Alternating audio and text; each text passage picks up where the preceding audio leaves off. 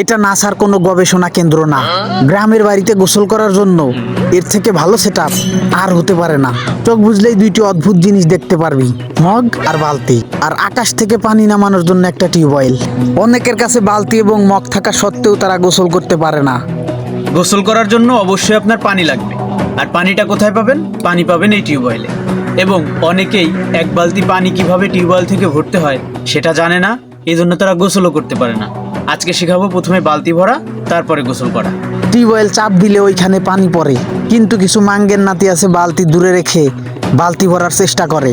হালার বালতি তো আর ভরে না। আবার অনেক পাগলা আছে বালতি দিয়ে মগ ভরার ট্রাই করে, দিন চলে যায় মাগার বালতি ভরে না। আবার নিউটনের কিছু পাগলা নাতিরা বালতি উপর করে রেখে বালতি ভরার ট্রাই করে, কিন্তু এভাবেও বালতি ভরে না। এরপর আমার মতো কিছু লিজেন্ড পোলাপান দেখিয়ে দেয় কিভাবে বালতি ভরতে হয়, তখন তুই চাইলেই গোসল করতে পারবি।